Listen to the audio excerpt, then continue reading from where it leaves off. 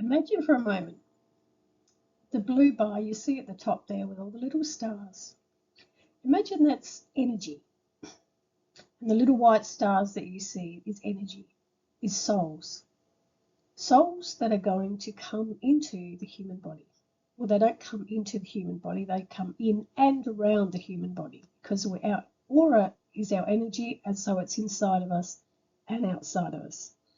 So imagine for a moment there is a soul that breaks away from energy and it comes into the body thousands and thousands of years ago of someone in Scotland.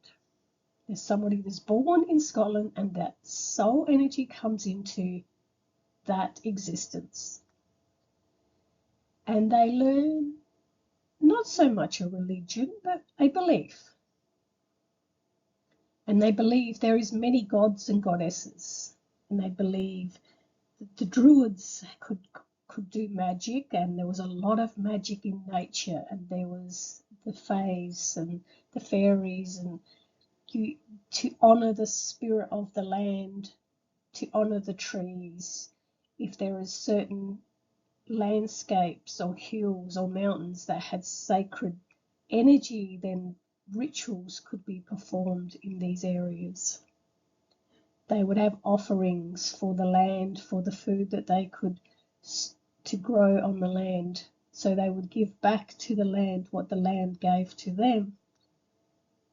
So imagine growing up in that time with that belief. So that soul got to experience human form with that particular belief. So when that life is finished and it's over and the soul has left the body, it goes back into source energy. And let's say part of that, a fragment of that soul has then broken away and come back in a new life. And this time it's come back as an Aboriginal, and it has grown up. This comes back into a human being who grows up in a time where the family around this child growing up and putting beliefs into this child is the dream time.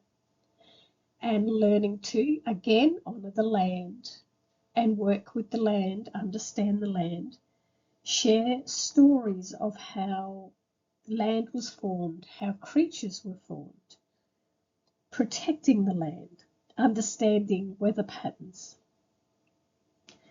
honouring spirits, and having rituals and ceremonies. So the soul has lived in an existence and grown up with that belief system.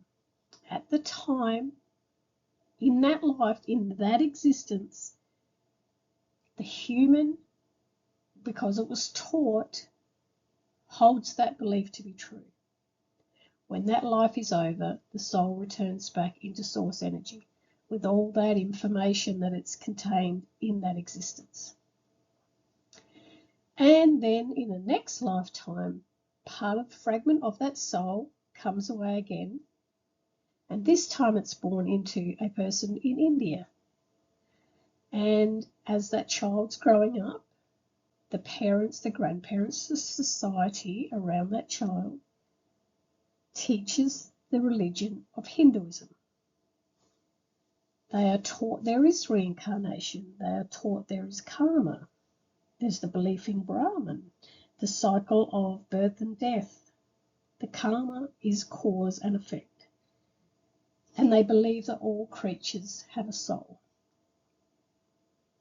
So this soul that is living in this Indian person with the spiritual beliefs of Hinduism believes that that is true. The human brain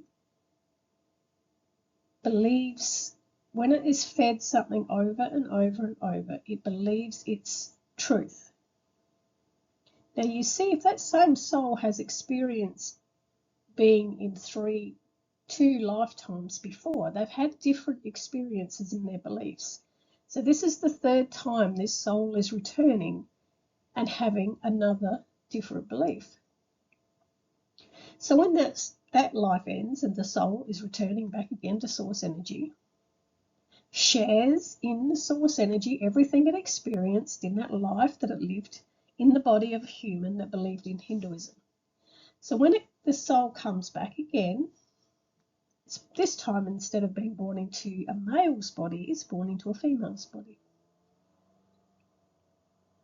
And this time, the child growing up in the family is taught Christian belief, and he's taught the Bible.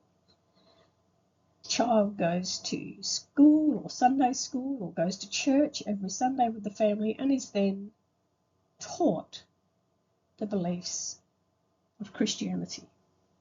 They believe in one God, they believe Jesus was the Son of God, they believe in the 10 Commandments. They don't believe in reincarnation. Now, this is the interesting thing. That same soul had a previous life where they believed in reincarnation. This time, there is no belief in reincarnation. So underneath the layer of the human conditioning, the programming in the human, there is a soul that is just experiencing what this is, what it feels like for humans to have certain beliefs.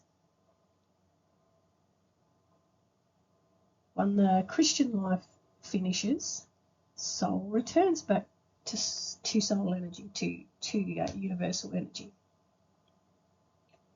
And then another choice can be made to be born again, this time born into a body of a child that's not taught any religion, but is growing up in a time where there is a lot of spiritual talk and a lot of spiritual coaching. And so they start to do more of the inner work. Rather than looking outside of themselves for a religion, they are looking within. And seeing everything as all one. Now, the interesting thing is each time a soul has an existence, it gathers so much information from that existence and it takes it back. So there has to be, each time you are coming back into this as a human, coming back to Earth as a human, each time you come back, you have to retain information. Even though we sort of have a clean slate, when you're born, you don't know anything. As a baby, you don't know anything at all, and it's programmed into you.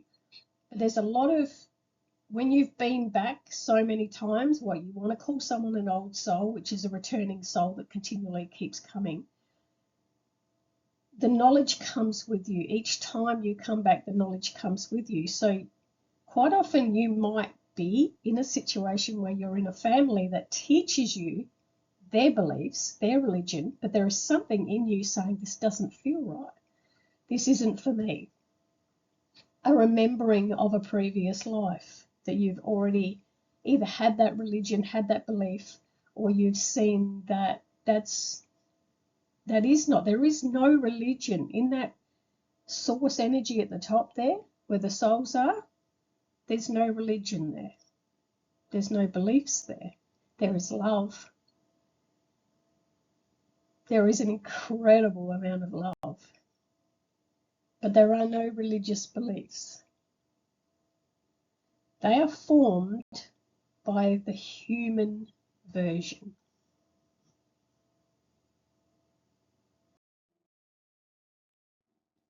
So your brain has formed beliefs. Your human self learns what it feels like to experience that belief. And it feels very real to you. Your beliefs are real to you. In each lifetime you have existed, your beliefs were real to you at that time. When you return back to source energy, you can take those experiences with you.